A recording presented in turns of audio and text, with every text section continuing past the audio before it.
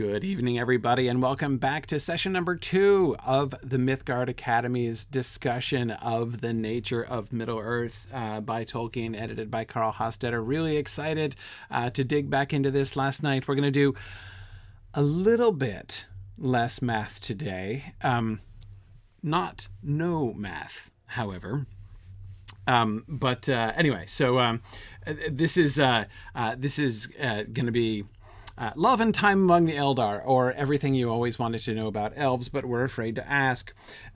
So I am looking forward to our discussion. First, though, one thing that I want to do to begin that I promised I would do last week. So you remember that last week I was telling you about our fall fundraising campaign, right? Which is still going on. And so first of all, lots of donations have come in this week. Thank you guys so much. Signum's annual fund is already up to about $58,000 already. So like in perspective, we hit about $65,000 the year before last total for like the whole year. So we're doing awesome. We're well on our way towards hitting our goal of $100,000 for the annual fund for the year. So it's very, very exciting. Thank you to everybody who has donated. If you haven't gotten a chance to donate, there's still plenty of time, and I ask you to consider doing that. But I said we're going to start off class today doing our drawing, because every week during the fundraising campaign, we're going to do a drawing among everybody who has given a donation, including those who have monthly donations set up, and the monthly donations that came through during this past week will all be entered as well. And the winner of this drawing is going to receive a ticket which you can redeem for something cool in all of our tuition-bearing programs. You can choose among either an anytime audit registration, for one of our credit courses. You can get a month of Signum Academy Club's participation for somebody that you care about. You can get a 1 month Path class in our Signum Path program for professional development. Or you could save it up for one of our new space modules in our new space program. That's Signum Portals to Adult Continuing Education, our new exciting adult education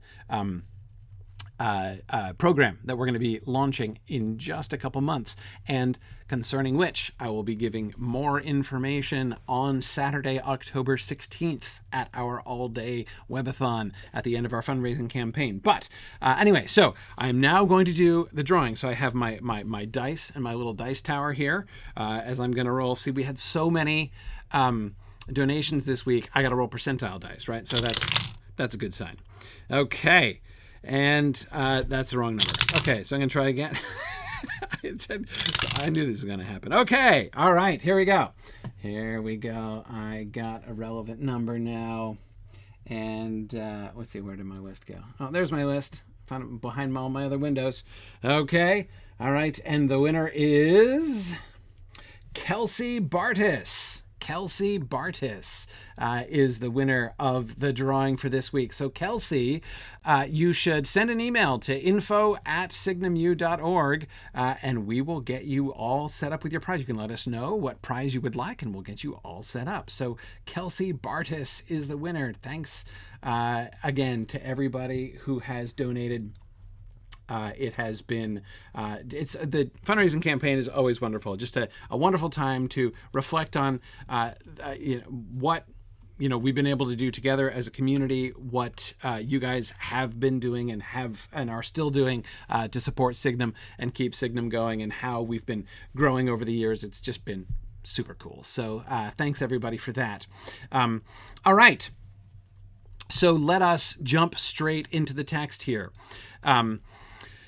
This is the passage we were discussing at the end of last time, the one that kind of, as I said, this is the first passage in the text that blew my mind, and I don't think it's going to be the last, about how the Valar are essentially like the soul of the world, the kind of analogy that Tolkien establishes between that the Fea is to the Hroa as the Valar are to the world. And of course, we talked about that, how in the published Silmarillion, we get that line about how, the Valar are bound to Arda and its life is theirs, right? I mean, so there's some language there which kind of vaguely points in that direction, but I would never have gone so far as this in imagining that kind of intimacy of relationship there. But anyway, I wanted to make sure we spent a lot of time talking about that before the end of class, but I wanted to just kind of begin by rereading the last paragraph of this as a transition into what comes. That is to focus on the Eldar part and not just on the Valar part of this passage. This, as the Eldar say, was slowly consumed, that is the Hroa, the body, was slowly consumed by the Fea, until instead of dying and being discarded to dissolution, that is the body decaying, instead of dying and having their bodies rot in the ground, it became absorbed. The Hroa became absorbed, and eventually became no more than the memory of its habitation of old, which the Fea retained. Thus they have become now usually invisible to human eyes, but this has taken long ages to come about. In the beginning, the Hroar of the Elves, being supported and nourished by the great strength of their Fear, were vigorous, resisting hurts, and healing such as they suffered swiftly from within. Their aging was therefore extremely slow by the measure of men, though they were in their earlier days as physical as men, or even more so, more strong, energetic, and swift in body, and taking greater delight in all bodily pleasures and exercises. And that, of course, is going to be important as we're going to be thinking about bodily pleasures and exercises at several points this evening. Time to have some mature conversations. Anyway, so that is some really fascinating stuff here. The thing I wanted to emphasize as we kind of segue out is of this passage is what Tolkien is what he's telling us here, what he's insisting upon about the relationship between the spirits and the bodies of the elves, right? In a sense, we have one way to think about it. I'm not sure if this is a useful way to think about it, but one way to think about it is that the relationship between elves and time works differently for their souls and bodies, right? Like the souls and the bodies of elves are on two different time frames, or rather their relationship with time is different. The Fea, right, of an elf, the spirit, the soul of an elf is very strong, right? And that is the thing that is gonna endure with Arda, right? It is connected with Arda, and it's going to last for as long as Arda. But their bodies change over time. Their bodies are subject to the passing of time. So this is one of the things that Tolkien means when he says, as he says in several places, that the elves are not really immortal, right? It's easy to sort of think about, men are mortal and elves are immortal. And it's a little bit true, or it's true from one perspective, but it's not true from another perspective. And this is one way to think about those two different perspectives, right? On the one hand, you have the Fea, and that is functionally immortal. Now, even there, it's immortal only with a footnote, right? Footnote, for as long as Arda endures, right? But given that Arda is not, the world, the solar system, even the physical universe is not going to last forever, right? That's winding down. So there is going to be an end point to and therefore there's going to be an end point to the Fear of the Eldar as well, right? So even that is not actually immortal, but it's closer to immortal, right? Whereas their bodies are much, much less so. Now, again, locally speaking, it's still going to the body of an elf is still going to seem immortal compared to humans, right? Because although it has a kind of trajectory, right? The body of an elf has a kind of trajectory, just like a human body has a trajectory. But the human body's trajectory is sort of short, embarrassing, and depressing compared with the trajectory of the elf body, right? But again, the point is they still do have a trajectory. They are subject to time. They are subject to time differently, the bodies, than the Fair. I'm a little bit less clear.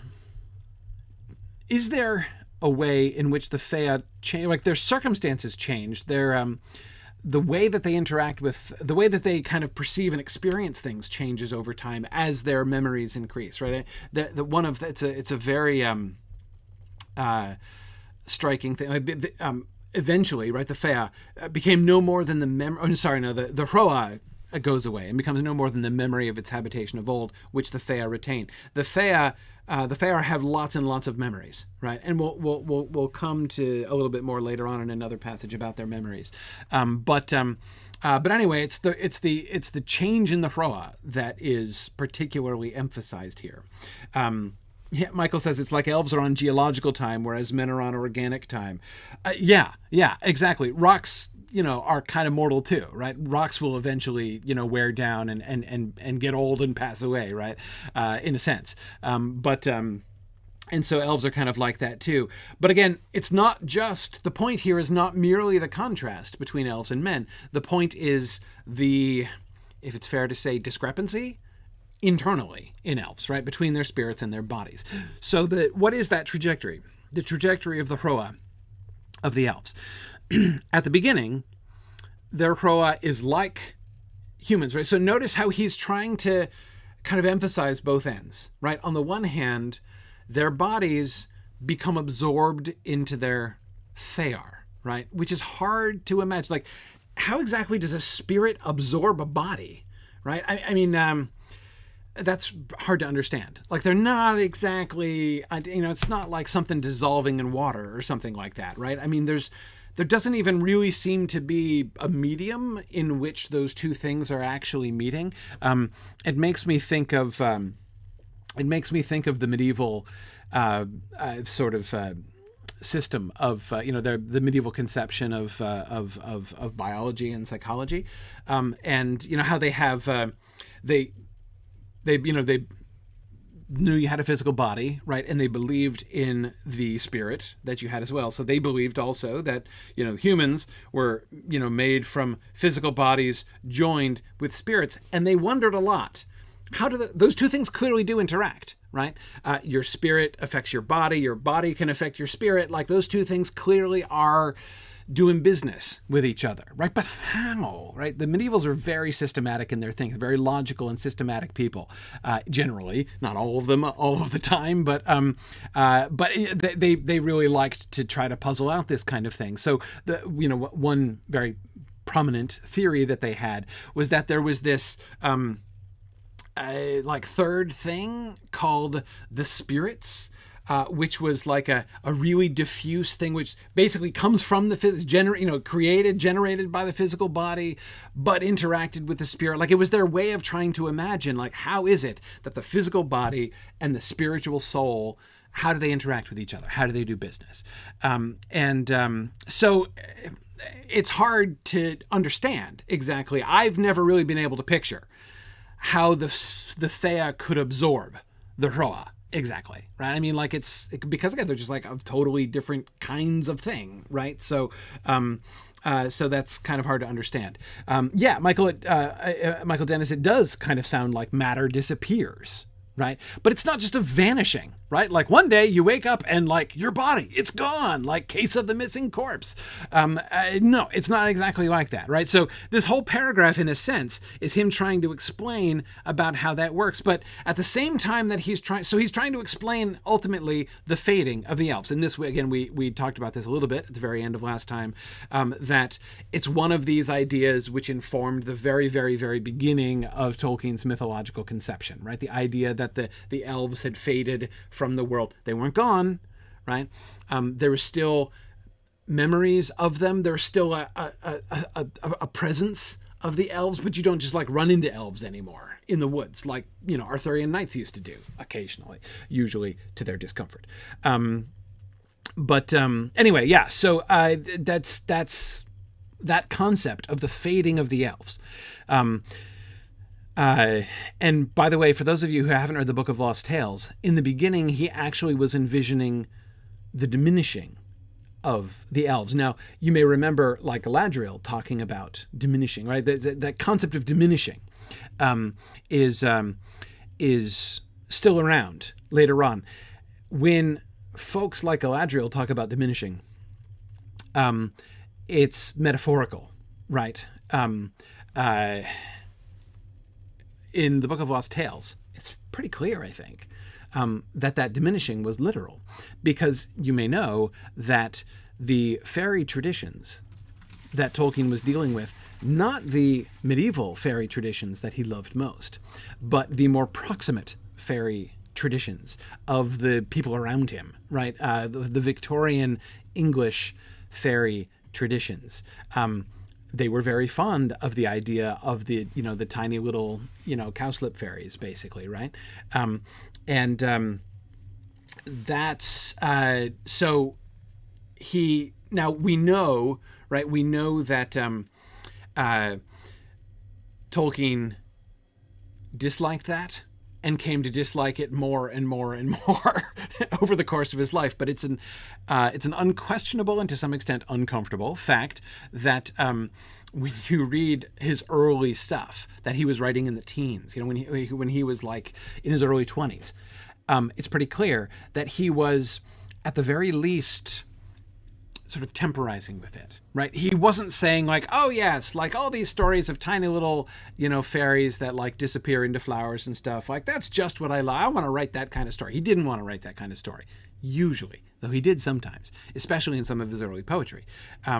But he did compromise with it, right? What he did suggest is that the elves used to be greater, but they've diminished, right? So those elves who are still around in our world, or at least were recently still around in our world, like within the last 50 years, might be, in fact, diminished, might be actually small. But anyway, okay. So exactly, Mary, Goblin Feet is a prime example of that kind of fairy poem that he wrote. Also, the original errantry poem. That dude, right, the Merry Messenger of the errantry poem is definitely the dude like marries a butterfly and fights dragonflies, slays dragonflies and stuff. Like he's totally a diminutive fairy.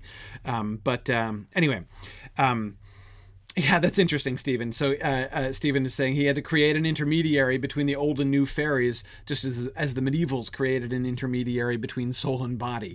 Yeah, exactly. Well, sort of exactly. But anyway, yeah, kind of. So anyway, notice how he's kind of hitting the other end of that here as well, right? He's saying, okay, so they are going to fade. They are going to become invisible. They're not dead, right? They're not ghosts. We're not talking about the spirit, the lingering spirit. The world is not haunted by the lingering spirits of dead elves. Well, okay, the world might be haunted by the lingering spirits of some dead elves, but that was a bad choice, and they're kind of creepy, and we're not talking about that right now. He talked about this, like how necromancy works. Do not attempt. We looked at that when we did our Morgoth's Ring discussion last year. Anyway, but so he's emphasizing we're not talking about dead elves, right? Their bodies have not been discarded to dissolution. They've become absorbed into the Fea itself. It has become no more than the memory of its habitation of old, which the Fea retains. So the spirit of the elves, this creative, artistic spirit of the elves, holds this memory, and it's an elvish memory. We'll talk more about elvish memory as we go through, I am sure. And so there's a reality to that, right? It's not just like, I remember having a body. That was kind of cool, right? It's not just that, right? It's still around, the body. The Hroa of the elves is still around. It's just living in their memories. And to humanize, they're invisible. Notice, invisible to humanize. I suspect that means that probably elves can still see each other perfectly fine. Or not perfectly fine? I don't know. But again, notice then how he goes back and says, in the beginning, the bodies of the elves, their Hroar, were vigorous, they were just like us, except more, right? Vigorous, resisting hurts and healing such as they suffered swiftly from within.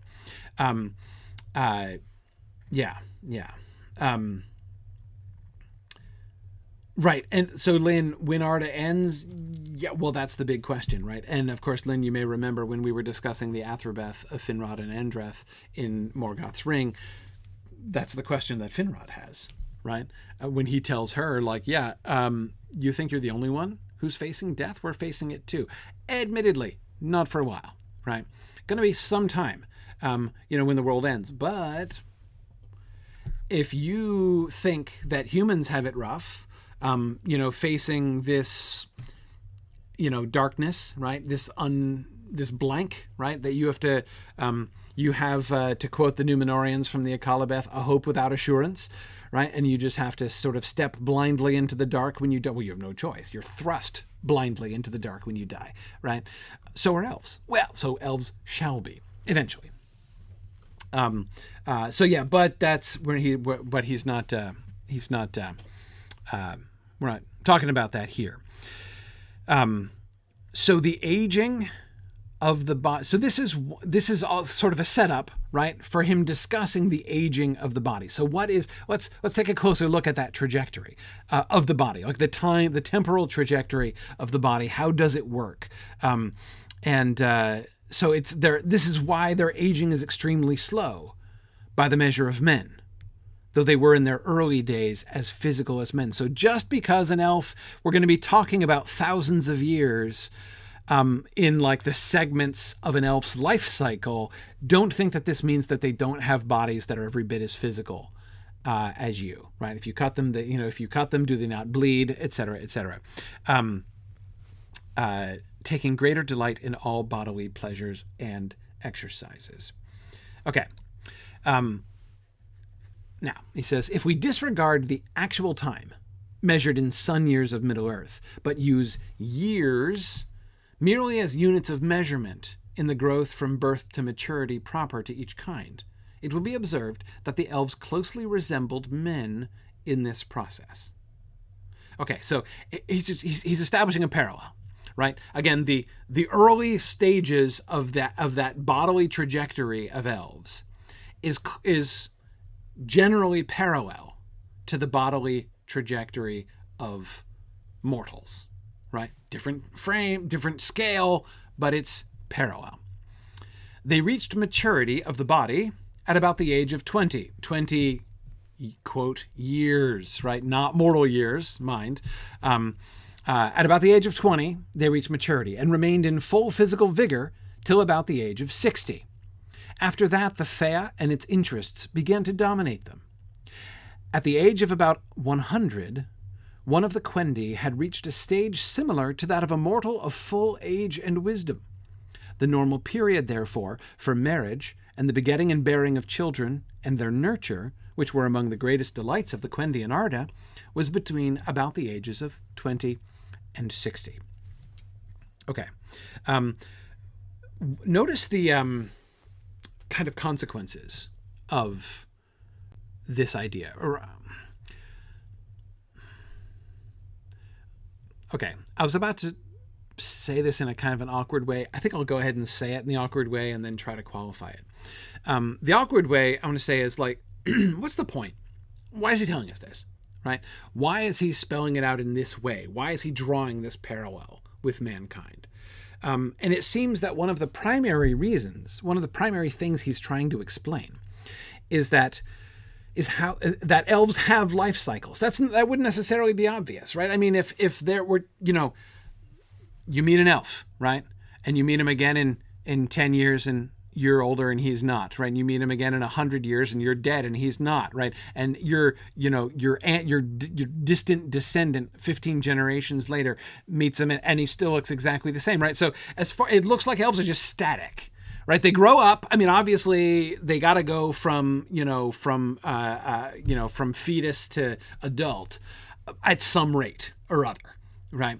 So, okay, like, obviously, that's got to happen somehow or other, and he's going to talk about, of course, how long that takes. But the important thing is, once they achieve adulthood, however long that takes, is it just like the same for them? Because I mean, it looks like they don't change to mortals, right? Over thousands and thousands, tens of thousands potentially of years. So how does it work? Do they is there a question of like fertility or something? I mean, like it's, a human can live for 100 years, but most of the time, that is accepting like Abraham and Sarah, and a couple others, you don't like still get to voluntarily have babies for the whole time if you live 100 years, right?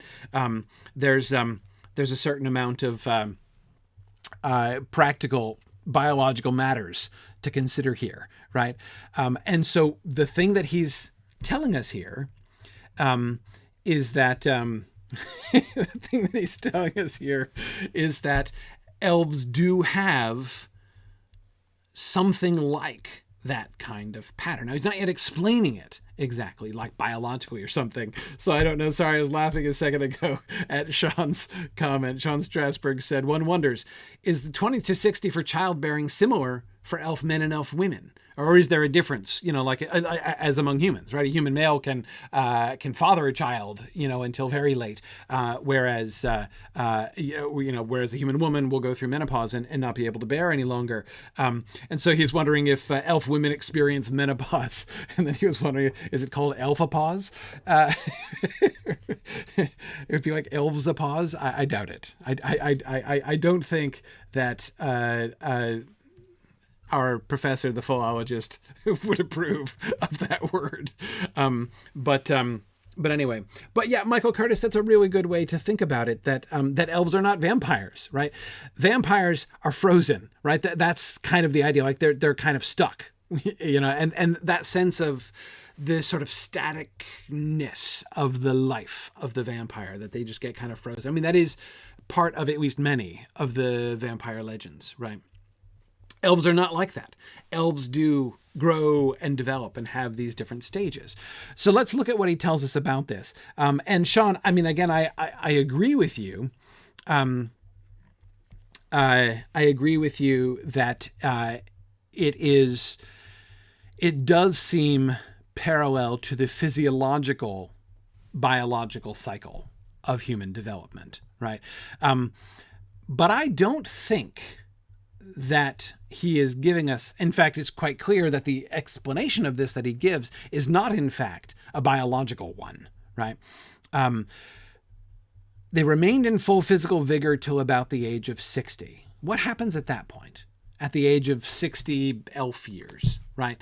Does their physical vigor begin to decline, right? Are they over the elf hill at that point, and their better days are behind them? And no, not exactly. Because again, remember, the problem is not that the body goes into this kind of decay, right?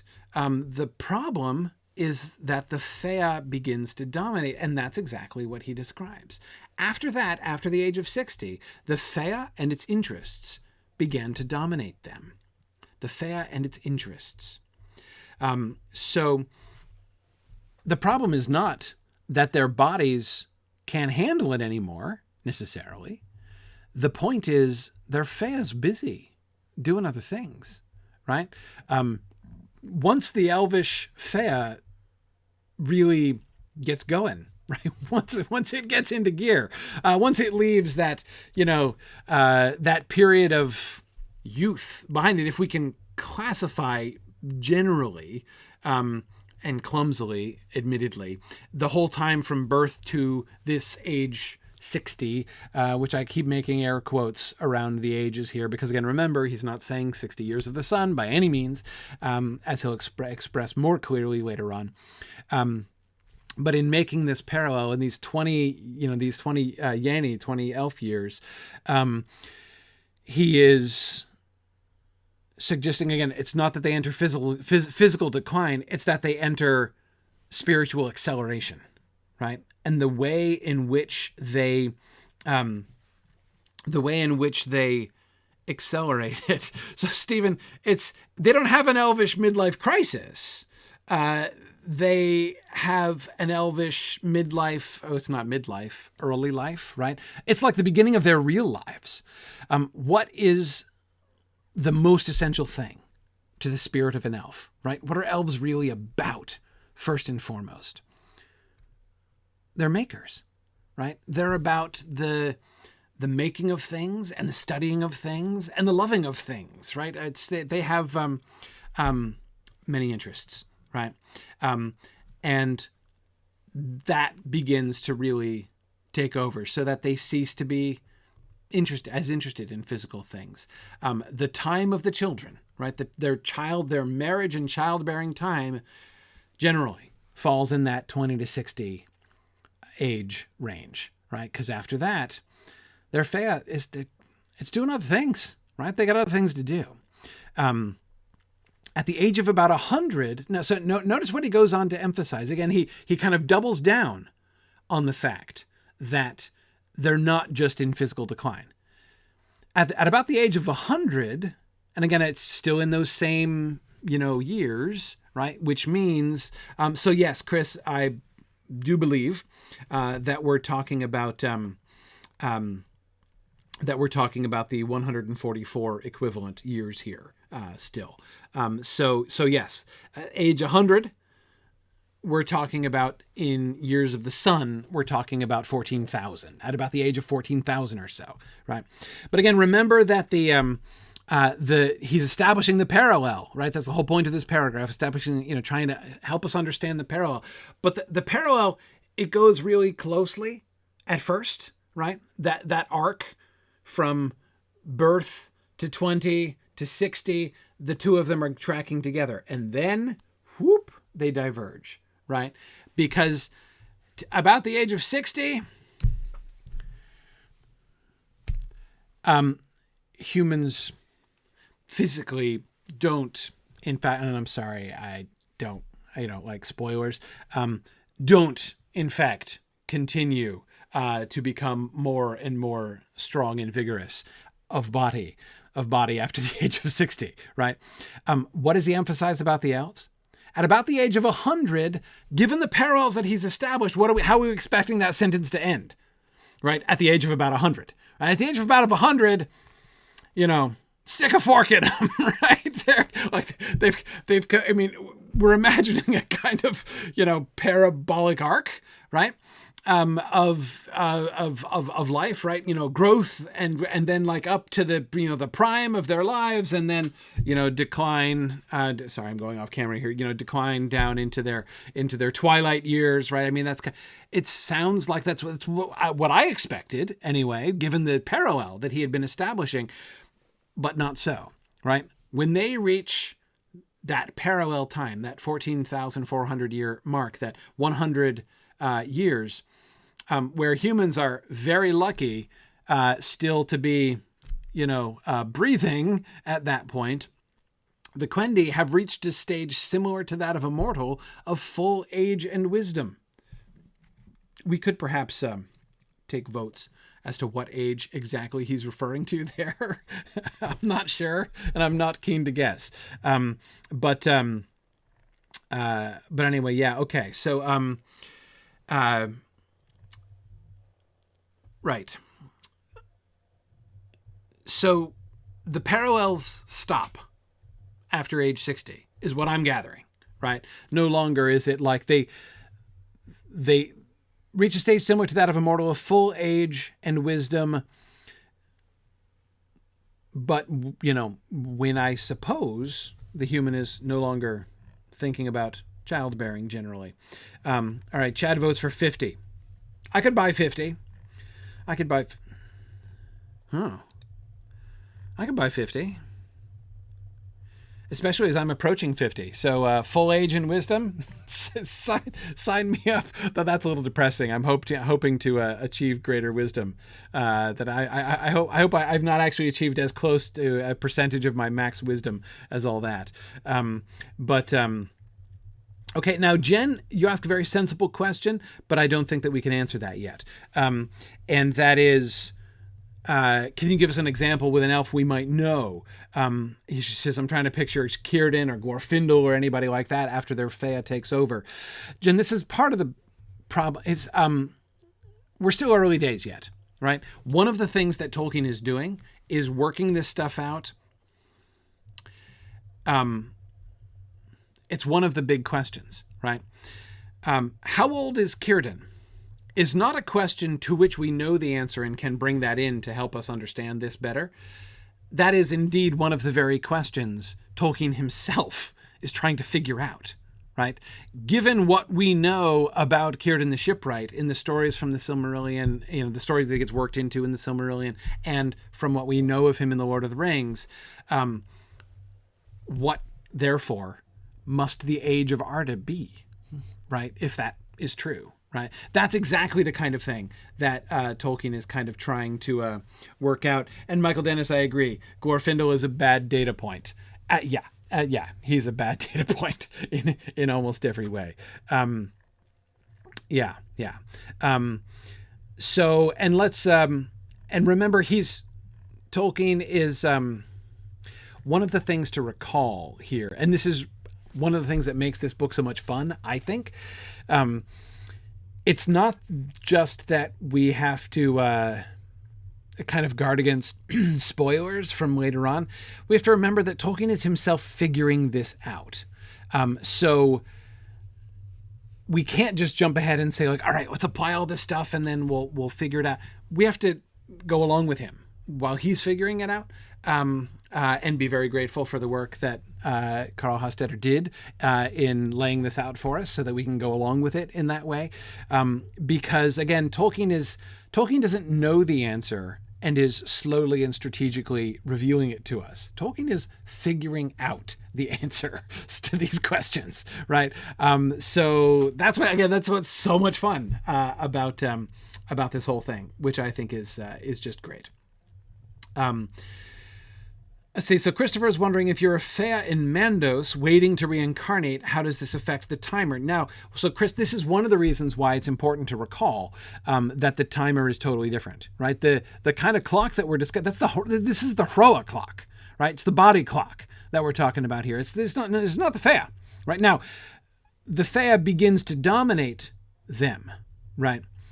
That is, the balance between Fea and Hroa begins to tip in favor of the Fea after the age of 60, right? Until the Fea is really driving the bus by the time they get to 100 plus, right? But a dead elf whose Fea is in the halls of Mandos, right? Someone whose body is killed, right? Chopped up into bits or, burned or whatever it is, right? However it is that their Hroa was sufficiently discommoded to compel their Fea to give it up as a bad job, right? And merely retain the memory of it and go off to the halls of Mandos. And Tolkien was pretty explicit about this in Morgoth's Ring. When he says that they were very vigorous and could heal themselves, he means from things that would certainly be mortal wounds to humans. It takes the old elves took a lot of killing. They really did. So like you've got to have, their body has to be totaled, like absolutely totaled, in order for them not to be able to come back from that, right? Or they have to choose to let it go, one or the other. And sometimes there are reasons why they let it go.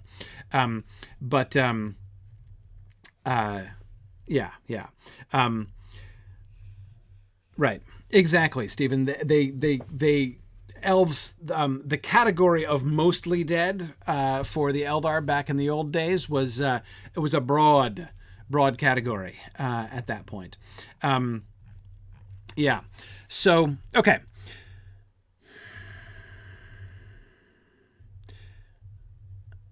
So we're going to focus on the period of their lives when the parallel to human maturation works. Right? That period of time between 20 and 60, which is when they marry, beget, and bear, and nurture. Right? So that's what he's going to focus on. So, all right, okay. The Quendi differed, however, from men in several important aspects, if we speak only of them in the early ages of their life in Arda. 1.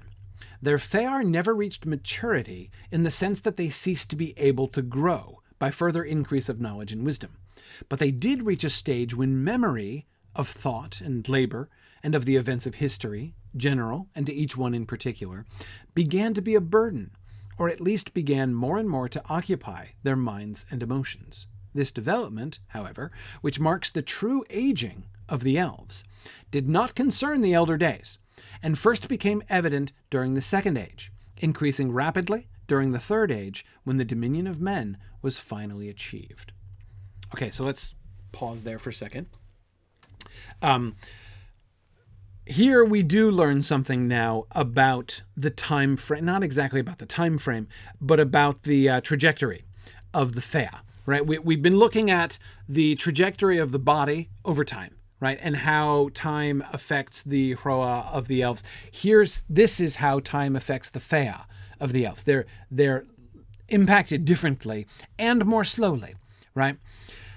But how it works is by this accretion of memory.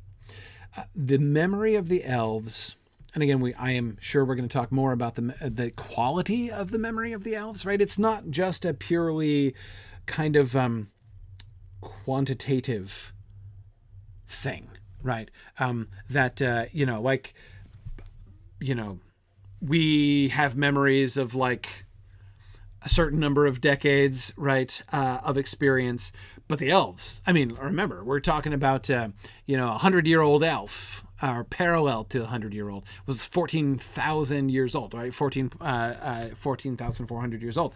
So that's a lot of memories, right? I mean, goodness, that's many, many times as many memories as I have. So, bet your brain would be pretty full of memories. But it's not. Yes, but more than that as well. It is not only that the quantitative accumulation of memories continues in this long-term and linear fashion, but the quality of those memories is very different for the elves than it is for men. They experience memories differently. Memory becomes like a world in which they walk. Remember Legolas talking about elf memories and elf dreams in The Lord of the Rings? In that when he and Gimli are having that conversation, it's really primarily Gimli talking about what he's heard and Legolas being a little bit coy about it, actually. But anyway, that's one passage where we hear a little bit about this. But anyway, as I say, we'll probably get more later. And he gives us an illustration of some of the things, some of the memory, the kinds of memory that are going to be accumulating in their Fea, right? Thought and labor, the events of history, general, and each one particular. So there's the stuff that they have experienced, that is the history of the elf in question, their own life history and experiences. But that's only one of the four things he emphasizes here, right? There's also the general events of history. That is all that they've heard and learned about the world and everything over their whole time, right? But then also there's thought and labor, right? The work of their hands and the work of their minds, and these things they retain in their memories, right? They don't lose them. It's clearly different. For like an elf to make something and then the thing itself passes away, right? Or is lost. But you're like, oh yeah, I remember that cake I made. That was a good cake, right? It's not just that, right? Because I think that elves can, in some spiritual sense, have their cake and eat it too. Anyway, so all of these things are in their memory, and it accumulates, right? It accumulates until it begins to be a burden, or at least more and more to occupy their minds and emotions. This is what aging, and he says this is what they talk about. Well, when we're talking about aging, we're talking about elves getting old. That's what really makes the difference. The changes in the Hroa, which are kind of quicker and more visible, that's not what matters, really, to the elves. That's not actually aging, per se, right? This is, the aging is what happens with their Fea, this accumulation of memory, the burden of accumulated memory. But he's like, keep in mind, irrelevant in the elder days, right? this didn't really start piling up for the elves until the Second Age. They didn't even really think about it. They didn't even know this, right? They, if you had, interviewed like Finwë or somebody like that. Now, Finwë was around for a long time, right? I mean, he was the first elf to be killed, but at least in Arda, he was around for a long time. And if you'd asked him, or if you'd interviewed Finwë prior, presumably, to his death, about his experience, and say, like, so your memories, would you say, on a scale of 1 to 5, how burdensome would you say your memories are? He wouldn't have thought there was a problem with it, right? He didn't even notice. They didn't know, because there weren't any old elves then, right? They were all young, in elf terms. So now we don't know the number yet. It's one of the things we're working out, but anyway, as time went on, they began to notice this, increasing rapidly during the Third Age, when the dominion of men was finally achieved. And so now notice how by the end, this comes to help contextualize a major theme through the Lord of the Rings. Why? This is a question which Sam seems to be asking implicitly in the Green Dragon in chapter 2, right, of the Fellowship of the Ring. He knows the elves are sailing away, right? They're sailing away and leaving us. He chants, to Ted Sandyman, who doesn't care. Sam is sad about the departure of the elves. Why are they leaving? Why do they have to go? What is it that, like, the dominion of men, like, okay, like, how about not? Let's not do it then, right? Like, if the elves stopped leaving, right? I mean, is that then maybe the men wouldn't have to, I mean, that is, you see the kind of questions that I'm asking, right? There is a sense in the Lord of the Rings, an unexplained sense, in which something ontologically is happening, right? Treebeard talks about it in that line that movie Galadriel stole from book Treebeard, about change, feeling it in the water, right, and all that stuff. That that line that movie Galadriel gets in her voiceover at the very beginning of the first film, which is actually something that Treebeard says. That is a hint that there's something going on here, right? There's something changing. The implication, I always thought, the implication in The Lord of the Rings is that there's something about Middle-earth that's changing. Not about the elves, but about Middle-earth itself, right?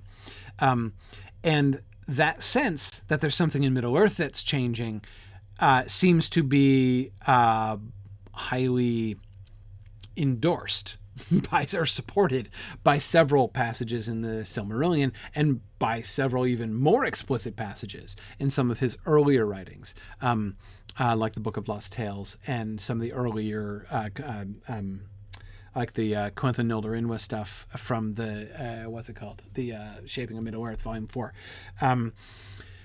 That time begins to work differently in Middle-earth, that the days of this, when the sun rises, things change, and like the pace of development changes. Stuff, the air of Middle-earth affects the elves differently than the air of Valinor. Something in the air, the quality of the air. Anyway, it seems like, yeah, there's something in Middle-earth that's changing over the course of the Third Age, and the dominion of men is inevitable. It's kind of what is happening to Middle-earth. But here, we learn that this seems to be something that is intrinsic to the elves as well. It doesn't mean that it's untrue about things changing in Middle-earth. It just means it's not the only part of the story, right? Things are changing in the elves as well. Now, okay, let's keep going. Individuals were more variable. So 2, individuals were more variable even than among men. This may be ascribed to the variability of the elvish Fëanor in native force and talents, greater than any variation seen among men. and the more powerful influence which these Fear exerted upon their bodies. The ages, therefore, defined above, 20, 60, 100, are only general and approximate. After maturity, their minds and wills had far more control than is the case with men over the events of the body, and over the direction and serial ordering of the uses of the body's powers. Okay. He addresses pretty quickly here the tendency, which I think he very rightly believes that we are going to have, to generalize, right? To think that elves are all much of a muchness, right? And he says, no. They're more variable even than among men. Greater than any variation seen among men, the variation in native force and talents. So you have a much wider just difference in native force and talents among the elves than you do among the men. So there'll be just like wild differences.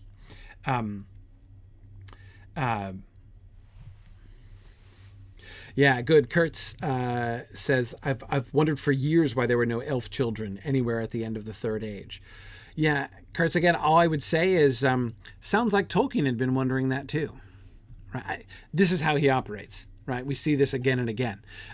He is not here explaining something that he had in mind all along, right? He is discovering. It's how he rolls, right? So yeah, I suspect that he also had been saying to himself, wonder why there aren't any elf children. He gave an explanation why there are no entings around, right? Why aren't there any elflings around? Well, he's beginning perhaps to discover the answer to that. Yeah, okay. Now, Cecilia, so there are two questions I want to try to answer, but I'm going to advance warning, spoiler, I'm not going to succeed in answering either one of them. Sean was asking, when elves are reincarnated, do they get any relief from the memory burden? Do they get a kind of reset, or does it just continue? We'll see where he goes with the reincarnation thing. What he said in Morgoth's Ring, he said multiple things, but where he seemed to kind of settle out based on how Christopher presented those texts to us, was that it's continuous. So do they get relief? Do they get a reset? No. Eventually, after they grow out of their childhood, they do retain memories of their earlier life, right? So they don't lose their memories from before. If they go to... So Glorfindel still has his memories from Gondolin, is what that would mean, right? So I think the answer is no, not a reset, but then again, the reason I can't answer it exactly, Sean, are two reasons. One, we don't know exactly the status of Tolkien's thinking about elvish reincarnation. Well, I think we'll get more of that later in the book. But secondly, I don't know what the effect of their being in Mandos is, right? In Mandos, they receive healing and instruction and good, even if hard, things. But I don't know. So does that ease the burden in some sense? I don't know. I'm not really sure what kind of impact that has. And death, I mean, when you total your Hroa and then you get a new one, right? What is it? What kind of a change, on this kind of stuff? Not sure. Now, Cecilia's question that I can't answer is, okay, what good is living as a collection of, memories, even if they can experience them as real? Athea has no hands and so can't make new things. Yeah. Right. So what is the good? Well, here's the one thing I'd say, Cecilia. Your question, I think, is privileging the Hroa in a way which sounds like a 100 plus, yen elf, yen old elf would not do. Remember how the Fea begins to dominate the Hroa until eventually it's going to absorb the Hroa. So there's a sense, I think, Cecilia, in which you're kind of taking for granted that really making something, like being a painter and actually painting a real picture with like paint, with your hands and, brushes and stuff, whatever it is you use if you're an elf, that's real art, right? Whereas the mere memory of it or the mere thought about it is in a sense less real, right? Not actualized. And I don't think that that's true necessarily of the Eldar. I don't think that an elf, I don't think that a 20,000 year of the sun old elf would think about it that way necessarily. Is the physical, outward, sensory manifestation of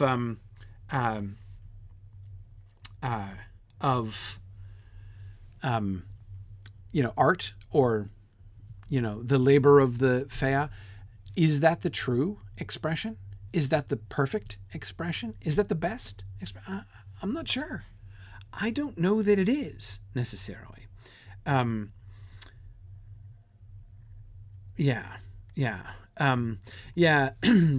Barrel says, a tadpole doesn't ask of the frog, what is the good of having no tail?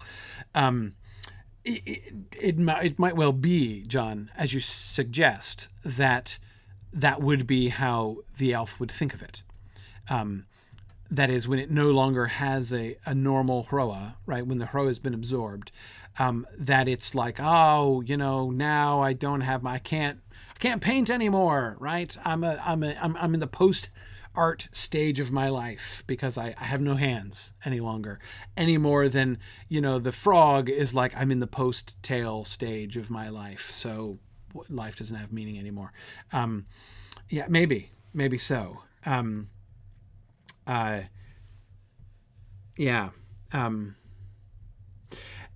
Michael Curtis, that's the way that I'm tempted to think about it. The thought of something always possesses a perfection that the physical cannot live up to. Perhaps this is how the elves prefer it. Michael, you know what I can't help but think of in this moment is the encounter with the tree in Leaf by Niggle.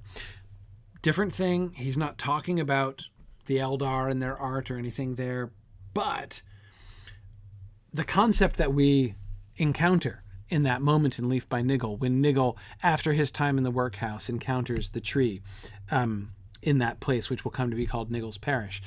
If you remember the story, you will remember that he not only encounters the subject of his art made real, but still his art, right?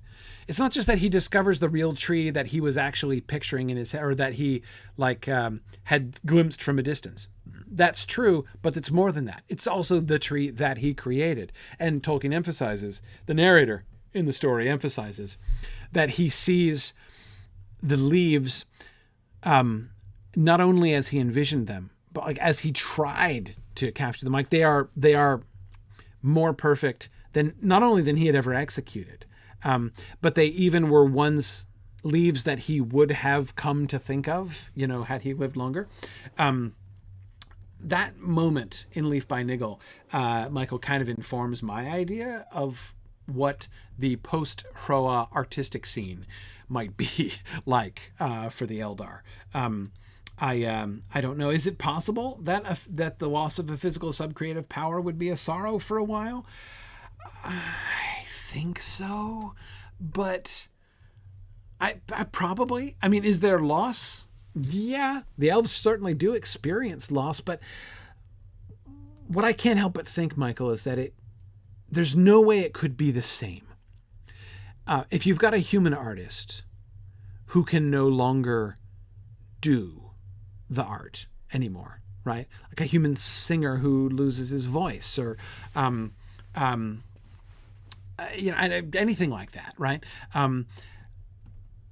it's not that the 20,000 year of the sun old elf is not going to be in that position, right? I do not think that they would consider themselves parallel to that at all, really.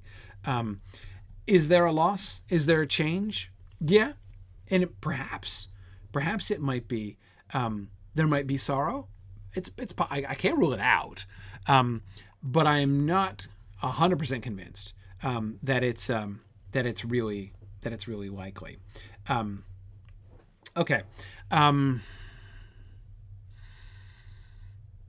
Note in passing the point that he makes about the stronger connection. That's not his words. Let me use his words. The more powerful influence which the Fear of the elves exert upon their bodies. However it may be that the body and spirit do business with each other in the beings of the Hroembari in Tolkien's world, the Fear is in charge. The Fear is in charge of the Hroa much, much more than among men. This means a couple things. One, it means that things about the spirit are going to be manifested more in the body than is normal among men. This is why he says that they have greater variation in native force and talents than any variation seen among men.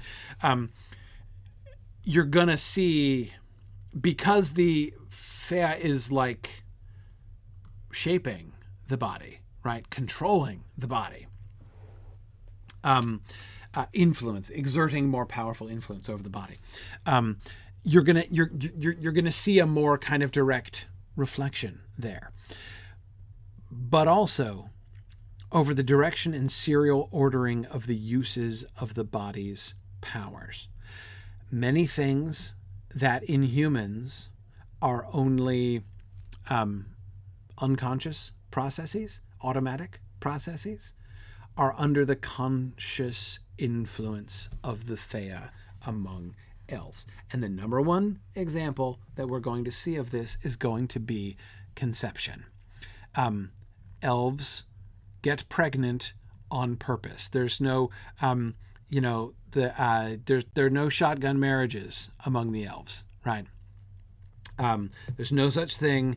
The elves are very ingenious, but one thing they would never invent is a pregnancy test. They know, right? And they know not only because they are so closely in touch with their Hroar that they are perfectly well aware of what's happening to their bodies. They're not going to have a child, conceived within their person and not know it, right?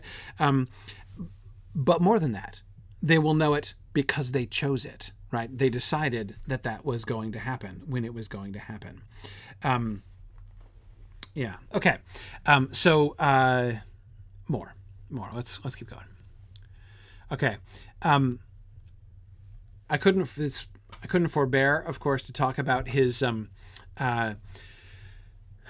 long footnote about love. This is it's a pause from the discussion of elvish development, bodily development, and emotional development. But we need to understand these concepts because these are important. In this matter, the elven tongues make distinctions. To speak of Quenya, love, which men might call friendship, but for the greater strength and warmth and permanency with which it was felt by the Quendi, was represented by mel, that is, by the word part, mel. This was primarily a motion or inclination of the Fea, and therefore could occur between persons of the same sex or different sexes. It included no sexual or procreative desire, though naturally in incarnates the difference of sex altered the emotion, since sex is held by the Eldar to belong also to the Fea, and not solely to the Hroa, and is therefore not wholly included in procreation. Such persons were often called Melatorni, love brothers, and Melatheldi, love sisters. Okay, so let's parse that a bit. First of all, we've encountered this in the published Silmarillion, the idea that That difference of temper they had from their beginning, he says, of the Valar, when he's talking about why, if they don't have bodies, like if they don't have physical bodies that are natural to them, why does the Silmarillion continuously talk about boy Valar and girl Valar? Why does he describe them as male and female? And you may remember that the narrator of the Silmarillion says that difference of temper, that is the difference of temper that makes the difference of sex, the difference between male and female, the Valar themselves had from their beginning. So it's something intrinsic to them. And they look like males and females among the incarnates because that's how because they are expressing their internal natures, right? So he says this is true of the Eldar as well. The difference of temper that makes the difference between male and female is part of the Fëa. It's not an accident of body. That Tolkien is very clear about that. So we need to understand that is the framework that he's working with here.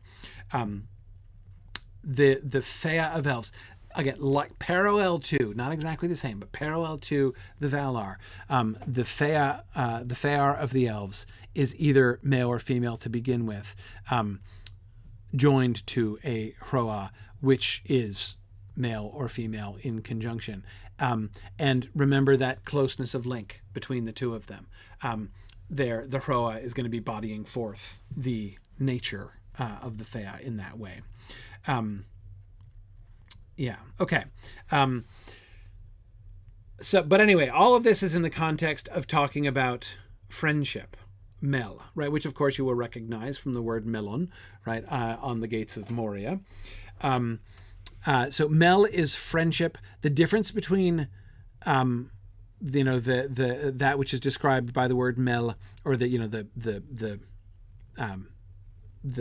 morpheme Mel, and the English word friendship is greater strength and warmth and permanency, with which it's felt by the Quindi. Okay.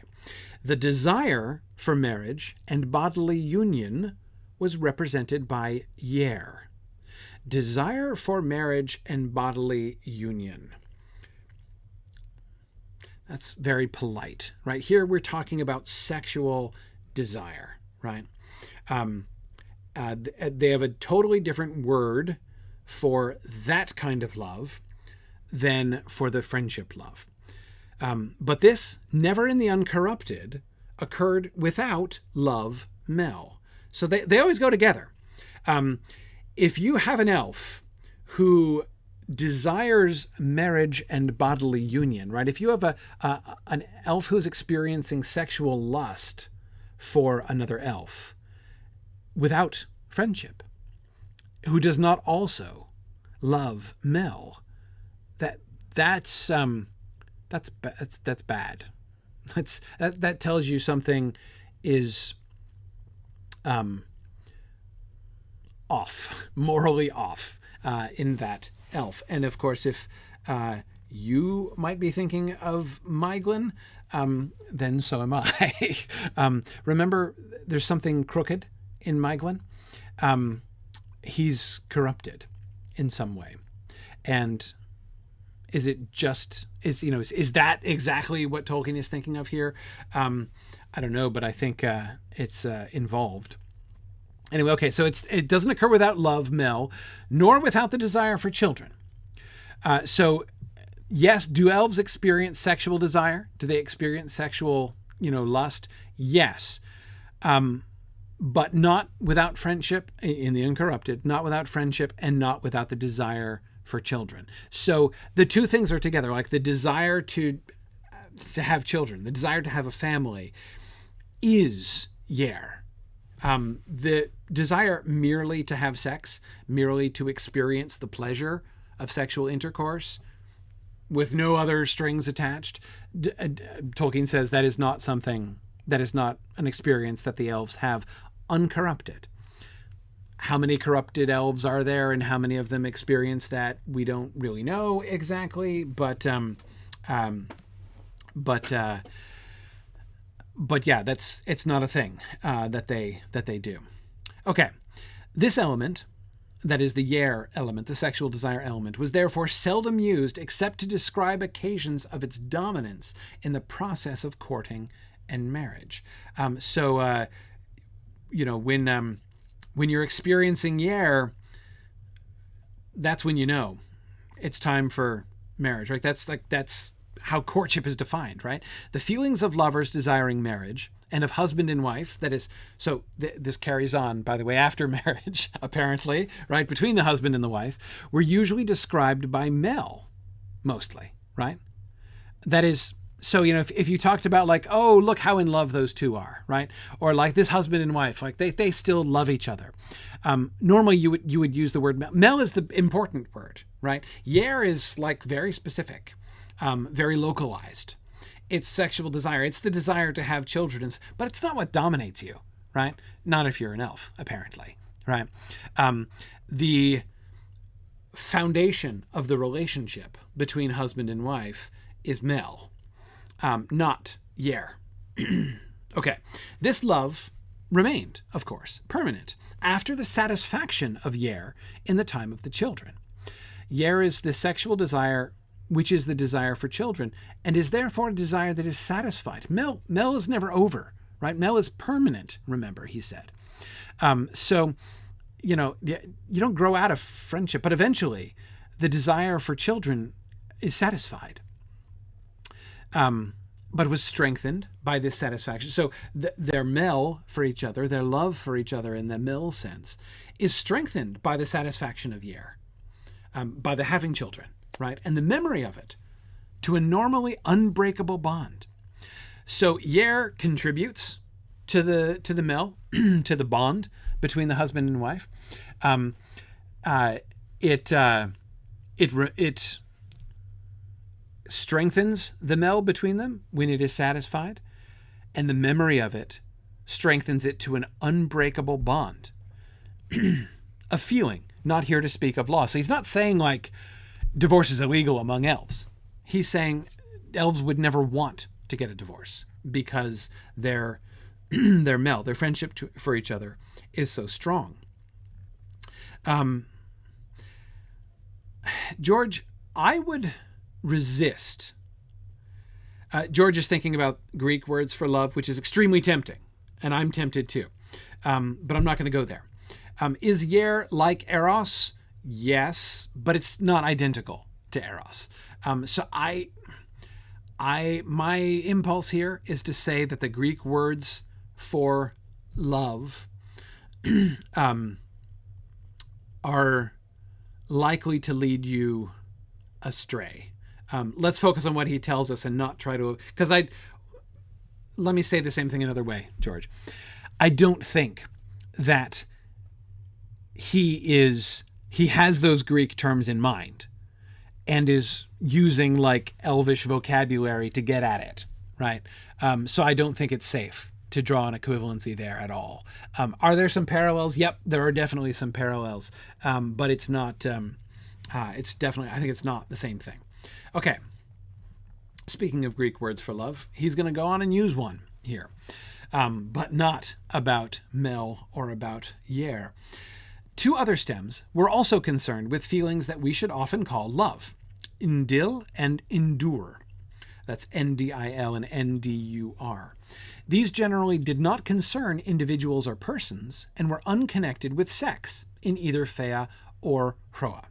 And he's not talking about the act of sex. He's talking about gender there, right? Unconnected with the either the bodily or spiritual sex of it's irrelevant, right? Whether you're a boy or a girl is irrelevant to the question of indil and indur, these other two love word parts.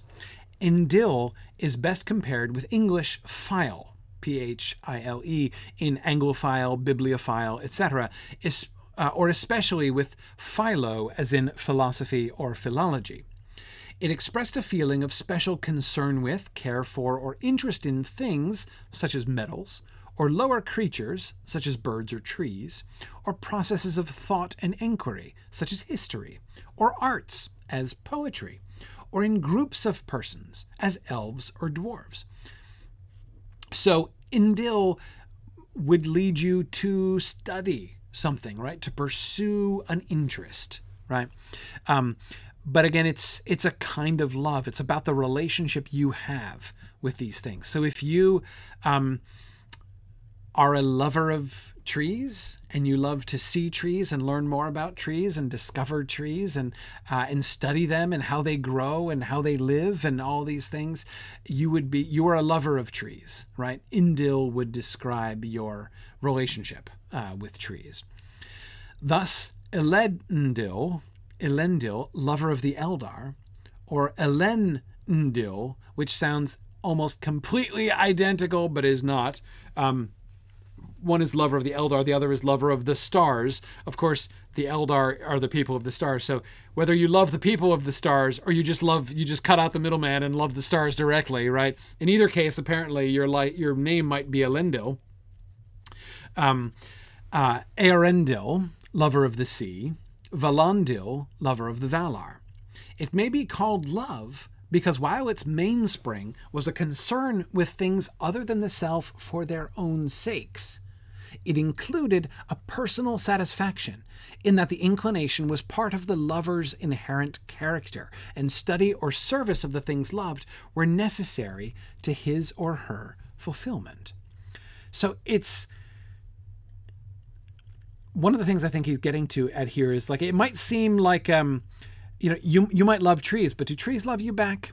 Right? Can you really call it love? You might have an interest in them, right?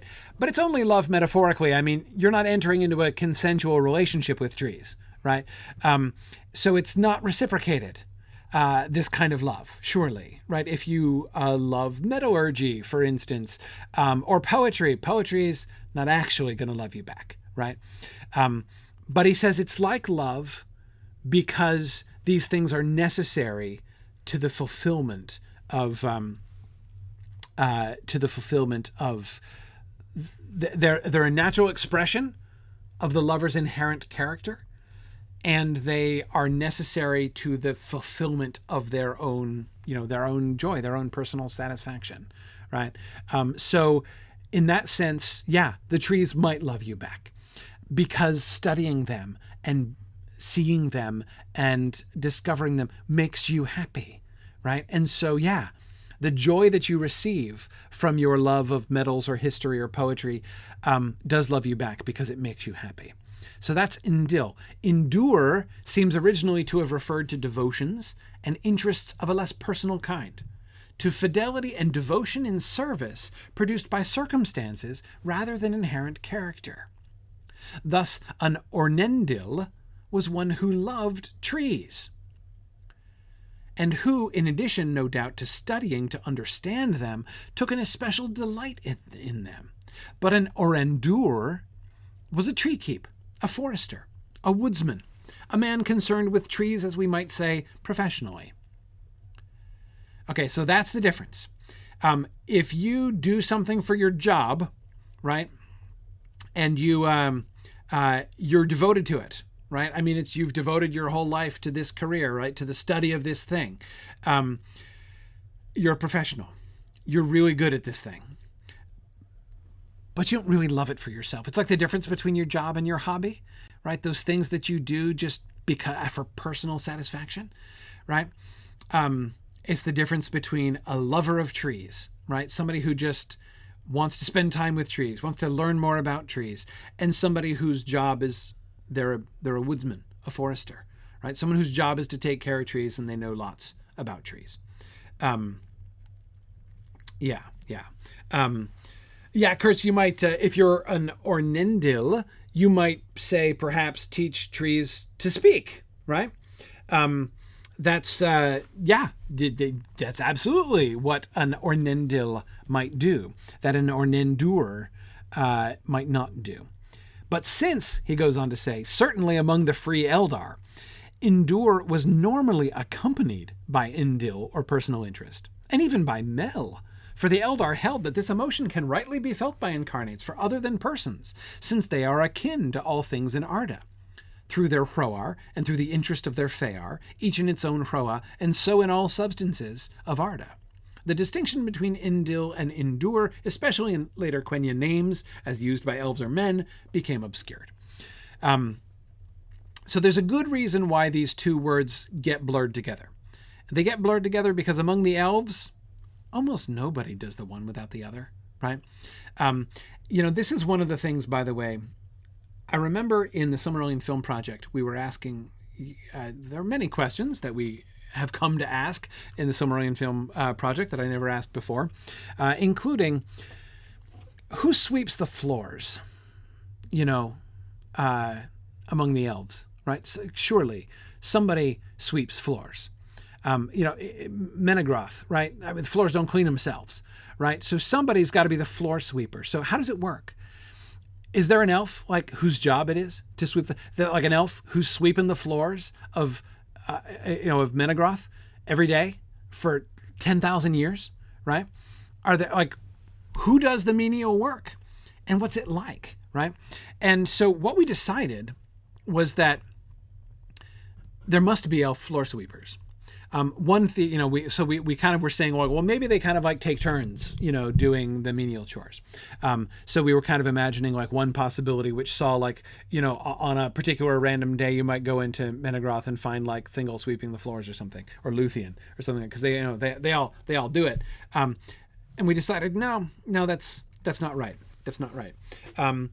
What would probably happen among the elves is that there would be someone who loves sweeping the floors, right? Who, and we were kind of even imagining that, imagine how an elf would sweep the floor. There would probably not only efficiency to it, but grace and beauty. It would be this dance, right? The dance of the floor sweeper. And probably, I'm going to bet you that the patterns that are left on the floor after the elf sweeper is done, right? Would be, gorgeous and amazing. I don't know. But anyway, that was kind of our theory when we came to that. And this paragraph makes me think that Tolkien might have agreed with that there. Any elf who had a professional interest, any elf who became a professional at something, right, who experienced endure. So in our example, right, the dude sweeping the floor would endure, ANDUR, right, sweeping. They would be one who did that all the time. It was really good. It was professional, right? But among the free Eldar, Endure is normally accompanied by Indil and even Mel. Now, did our theoretical floor sweeper elf feel Mel friendship with the floors, or indeed even with the dust bunnies? I doubt it. But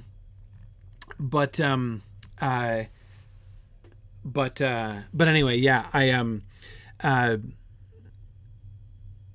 think that this blurring of the lines between Indil and Endure suggests that kind of culture among the elves. Okay.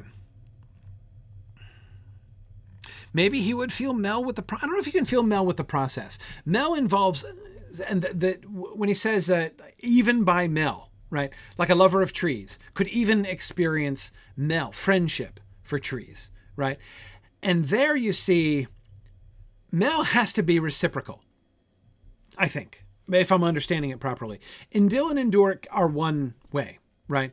You can love poetry and poetry doesn't love you back. Metaphorically, it does, right? It's like love in the sense that it can complete you and fulfill you, right? And bring you great personal satisfaction. But it doesn't actually, it's not, poetry isn't your friend, right? But things can be. Trees can be your friend because they're your fellow creatures. They're akin. The elves consider themselves akin to all things in Arda, right? I mean, they've got a Roa. They're made of Arda stuff, right? Just like the tree is. So yeah, it's okay to feel. But can you feel it for a process, like the process of sweeping? I'm not really sure. I think it has to go with the noun, and I suspect yeah.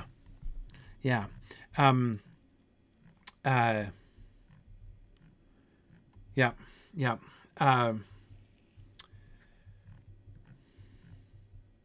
It could apply to the floor, theoretically, or to the stone of the floor. Yeah, possibly. Possibly. Okay. Anyway, all right. Back to the text. Now, I'm leaping all the way ahead to chapter 4 here. Let's just read. It may also be noted that in each elvish life, there was normally only one period of begetting or bearing children, whenever begun, and that the length of this period was variable, as were the number of children produced. It might occupy from 12 to about 60 years, occasionally more. The children numbered usually 2, 3, or 4. One was exceptional, and could be due to different causes. For instance, the separation of the spouses, as in the case of Idril, daughter and sole child of Turgon of Gondolin, whose wife Anaire of the Vanyar would not go with the Noldor into exile, but remained with Indis, also of the Vanyar, widow of Finwë. In other cases, the spouses, one or both, might not desire more than one child.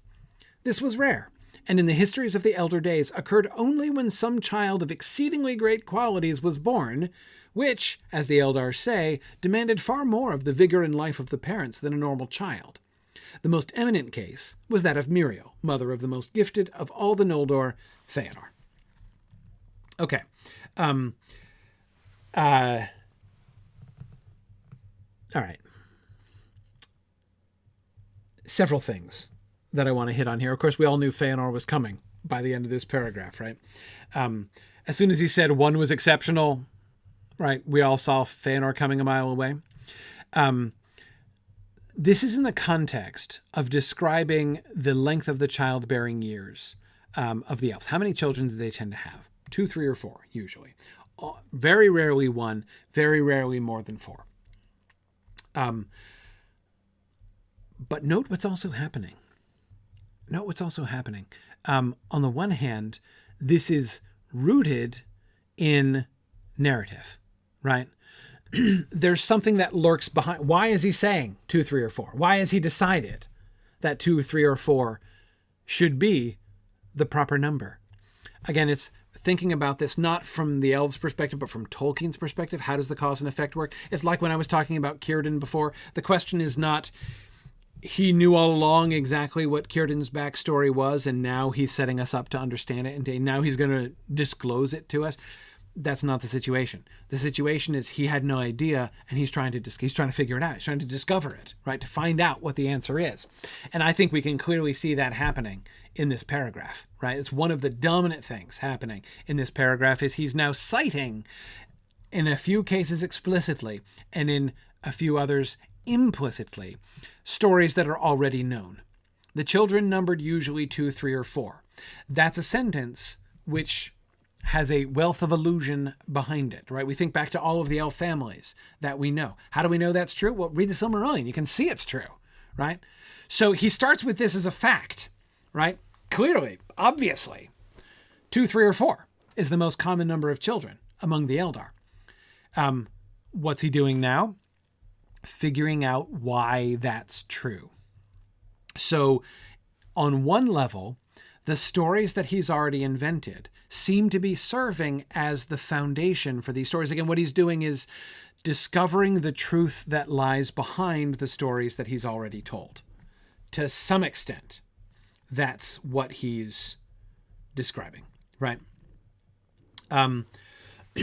But And of course we see that with before I go on to my we see that with the Feanor example, right? As to why one was exceptional. He gives a couple examples. He refers to 3 different instances, right? Well, okay. Sorry. 2 instances. He mentions Indis, but not in the context of having only one spouse. Or sorry. Oh, slip of the tongue there. Having only one spouse. There's me thinking about Finwë. Freudian slip. No, having only one child. Right? Okay.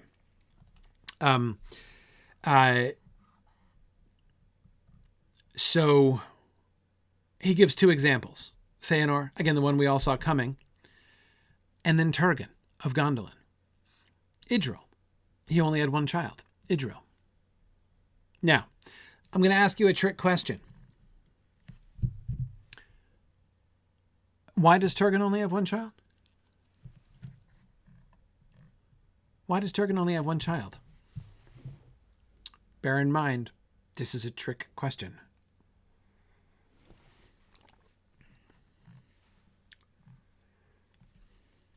Exactly, Bruce. If you'd asked this before we cover up the text, right? And if I'd ask you, I don't know, I guess I can't reach all the way over there. My picture cuts off. I was gonna cover up the text on the image. But anyway, before you read this paragraph, if I'd asked you that question, you might have said, because his wife died in the crossing of the Helcaraxa. That's what it says in the published Silmarillion, that Turgon's wife died in the crossing of the Helcaraxa. So that's why they only have the one child, because she was already born. Idril was, but her mom didn't make it across the ice. Many of the Noldor died in the crossing of the grinding ice, and Turgon's wife was one of them. Except that's not what he says here. That's why it's a trick question, right? As in the case of Idril, daughter and sole child of Turgon of Gondolin, whose wife Anaire of the Vanyar would not go with the Noldor into exile, but remained with Indis, widow of Finwë.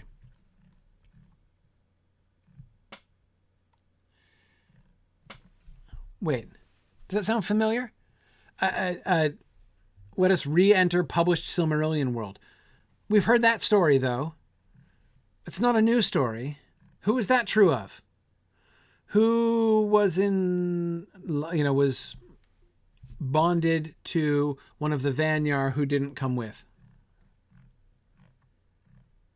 That's somebody's story in the published Silmarillion, but isn't Turgon.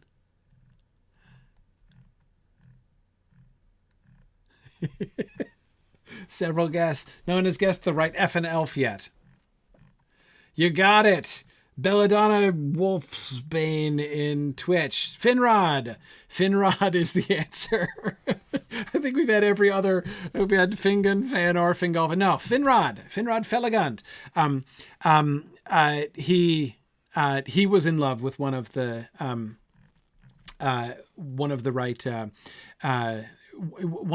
Vanyar, and she didn't come with him, right? That's mentioned explicitly in the published Silmarillion. In other words, we see in this paragraph two different things happening, right? On the one hand, to some extent, the stories that he has already told are serving as the foundation. Again, he's trying to explain that. Given the stories, right? Given what happened in the stories, what's behind it? How can we explain it? How can we better understand this world in which those stories happened, right? And there seems to be a lot of what's happening. But it's not exclusively what's happening. At the same time, in these moments, new stories are emerging. Or at least the old stories are changing, right? Oh, wait. Turgon's wife has a name, Anaire of the Vanyar, and so now Turgon gets Finrod's story. So Turgon's wife doesn't die anymore in the crossing of the Helcaraxa. That's new. That's new. Okay. So again, what I'm trying to illustrate here, and this is something I want to keep our eyes on, because one of my interests, maybe you don't share it, but one of my interests in reading the nature of Middle-earth is trying to understand, again, to me, one of the things that I am most interested to discover in this volume is what was going on in Tolkien's mind during the 20 years in which he did not finish the Silmarillion, right? It's not quite as simple as, why didn't you finish it, Tolkien? Why didn't you get there, right? I'm not saying like, gosh, Tolkien, why were you so lazy? And, why did you fail? My point is, what was he doing? What was that whole process like? What was the sub-creative experience of Tolkien from like 1951 to 1973, right? What was that like? What was he doing then? And this, so I think the two things that we can see going on in this passage are super important, are very reviewing, right? He's both explaining and he's also developing. The stories are the source of the lore, but the Lord does not leave the stories alone either. But of course, we have another famous singleton.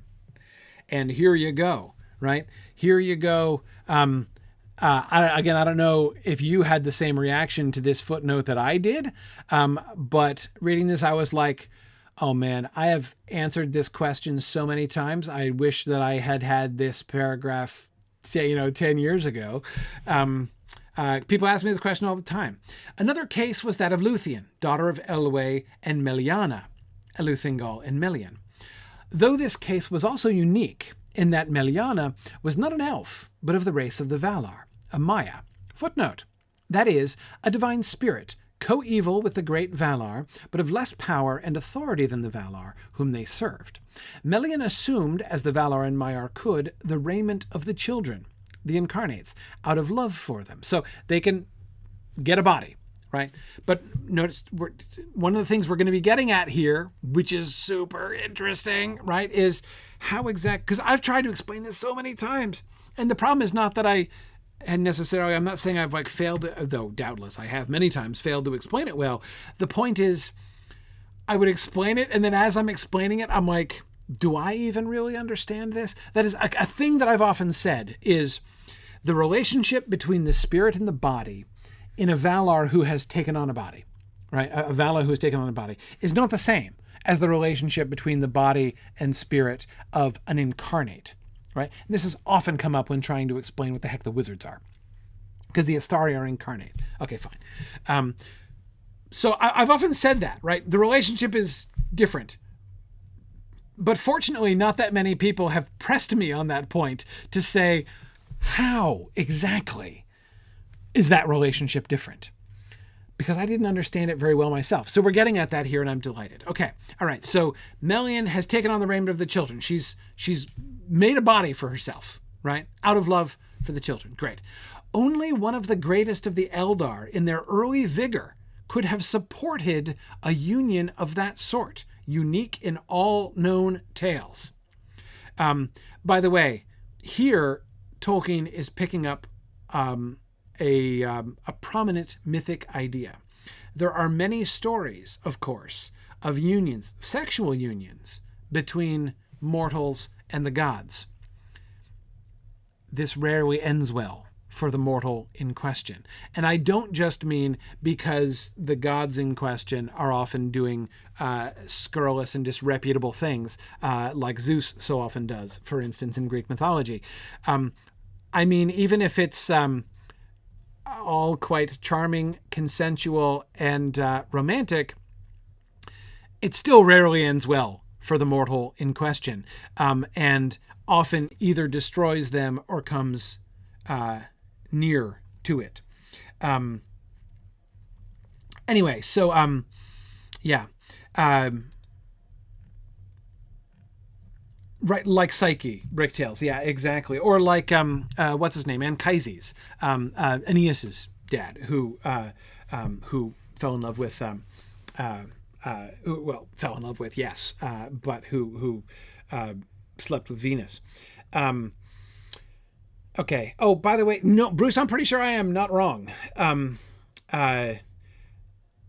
Finrod. Yeah, no, Finrod. I'm right about that, right? I mean, it's possible that I'm like, it's because I've not achieved yet the pinnacle of wisdom, according to Chad. But I'm pretty sure, it's Finrod Felagund I'm talking about here. There's a reference to it in the story of Beren and Luthien, when he, like talking about why he has no heir. It's when he abdicates, in Nargothrond, he's got no heir, and is never going to have children, because he's been separated, from the woman that he loved. I'm almost positive I'm remembering the correct elf there. Yeah. Okay, good. Yeah, definitely Finrod. Okay, good. I'm glad I'm not going crazy or just forgetting, which is not quite the same. Anyway, all right, but let's carry on this momentous footnote. Okay, only one of the greatest of the Eldar in early vigor could have supported a union of that sort. Marrying one of the Maiar, like, that's not a thing that could have...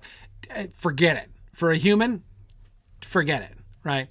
Couldn't happen. Even one of the elves would have been... Who knows what would have happened to them, right? Like, it would have, he would have completely short-circuited. But he's one of the great among them. And anyway, he was also really early on, still in his early vigor. But Melian, having in woman form born a child after the manner of the incarnate, desired to do this no more.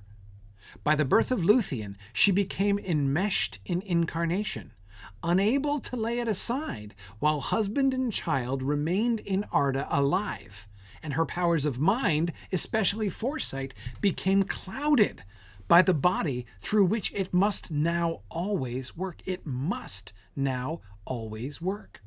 To have borne more children would still further have chained her and trammeled her. In the event, her daughter became mortal and eventually died, and her husband was slain, and she then cast off her raiment and left Middle-earth. Whoa. Did that blow your mind? Blew my mind. By the birth of Luthien, she became enmeshed in incarnation, unable to lay her body aside. So the quality of her relationship with her body altered when she conceived Luthien, when she bore a child. Notice the parallel that he's established? This is so cool, right? Remember, we started off with a slide that showed that the Valar, right, entering into Arda, when they descended into Arda, when they entered into Arda, because of their love for it, right? Did they have Indil? I think they had Indil for Arda, right? Not Mel, because it wasn't like their buddy, like it wasn't their peer in any sense. Anyway, sorry. Getting distracted. So the Valar come in, and remember, so they become like the Fea of, and Arda itself becomes like their Hroa, right? That's the parallel that he establishes. It's like the parallel between body and soul. Melian recapitulates that, right? Just as the Valar so love Arda that they enter into it and bind themselves to it like a body, like incarnation. It is an incarnation. Sort of, or at least it's like an incarnation, right? As they themselves become incarnate in Arda itself, right? So in smaller scale, that same pattern is repeated. Melian loves Elwë, right? Loves Thingol. And her love for him binds her to her body. She becomes incarnate, essentially. Whatever it is, that difference in that relationship between body and spirit that differentiates a Maya, a spiritual being who's merely putting on the raiment of the children, right? Who's merely just kind of throwing a body out there so that they can walk about and talk with folks, right? Whatever is the difference between that relationship and the relationship that the incarnates have, she crossed over. She incarnates her own body. Her love binds her, just as the Valar are bound to the world, right? And it limits her. Notice all those negative words. Enmeshed, clouded, chained, trammeled. That's pretty remarkable.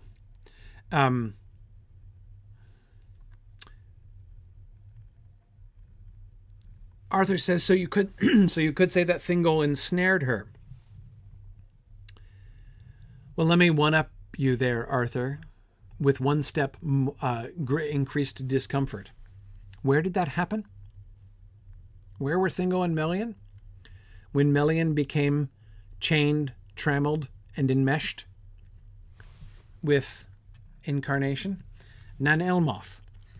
Yeah, the same place where Eol does a certain amount of trammeling and enmeshing of I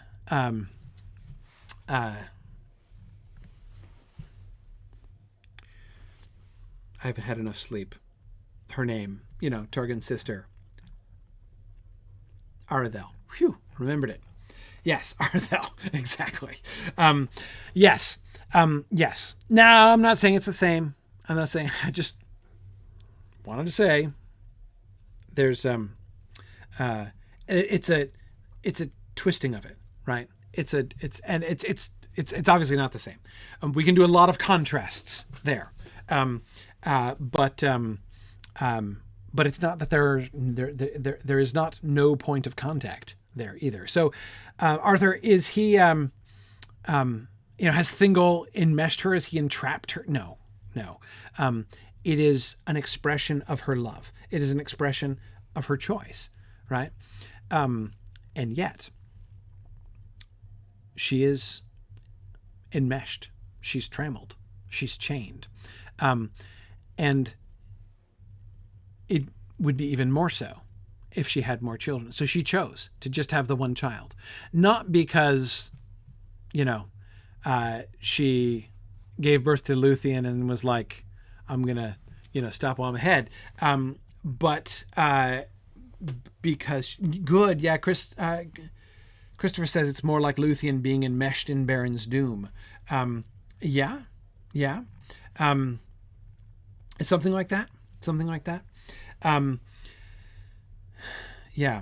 It is kind of like the good version, bad version, Chad. I once listened to Kate Neville give a wonderful paper comparing Beren and Luthien and Aredhel and Eol, showing how they're really like opposite sides of the same coin. I mean, there's some fascinating parallels and anti-parallels between the two of them. You've got like this like twisted dark side of a very similar story with Aredhel and Eol, and I thought it was a very convincing paper. I've been kind of thinking about that ever since, and so Kate, I think it's interesting to add Melian and Thingol through this footnote suggests kind of adding them as sort of a third point to that discussion, right? To be thinking about the different ways in which Tolkien is kind of considering how this sort of works, right? Yeah, Michael, I agree. One of the things that it would do is it helps us to understand better the nature of Eol's corruption. Absolutely. Yeah, of course, I'm not at all suggesting they're all basically the same, right? I'm not trying to besmirch Thingol and Melian, nor Beren and Luthien. But again, the connections are really. It brings lots of things out here. So, okay, this is why this also explains a question, right? Did you ever wonder? Because I did. I was always dissatisfied by the end of Melian's story. Thingol dies. So what does Melian do? Right? Okay, dwarf army attacking. You know what would be really handy right about now? Like a girdle, right? Protecting the forest and its people from any invading army, right? Like that would be super handy right now. But as soon as Thingol is dead and the dwarf army is preparing to attack, she's like, okay, bye. I'm going to take off and leave everybody. And like, there's going to be this like horrible, disastrous slaughter of the people of Doriath. Like, has anyone else ever kind of wondered this, right? Felt a little dissatisfied about like what Melian, like, come on, like, what are you dropping the ball for here? I'm just saying, I kind of, and I'm not saying I was always, I mean, it's true. First fish, that grief knows no rationale. I hear you.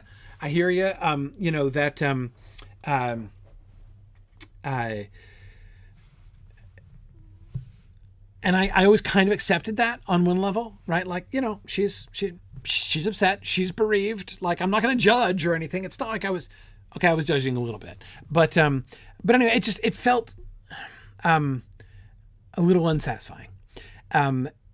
This puts it in a very different light. And once again, going back to what I was talking about on the last slide, and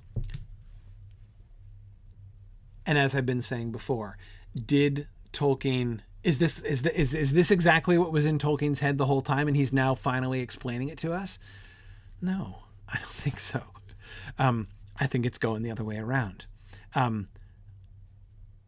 think Tolkien too, very likely, never really understood why Melian left.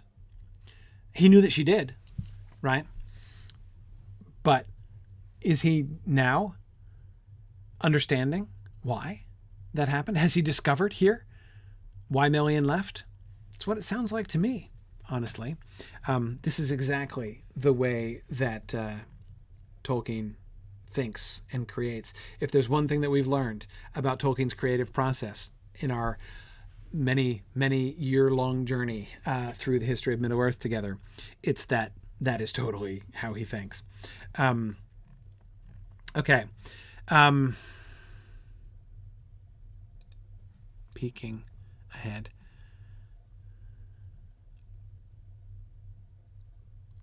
No. Let's stop at Melian. It's we're coming to the end of our time here. I could try to squeeze in another slide, but I'm going to be good. Besides which, I have a lot of work to do tonight still, so I should stop. I should be good. We will pick up with this with childbearing next time, and pregnancy in particular. So for those of you mothers out there who might have felt like your pregnancy lasted for 100 years,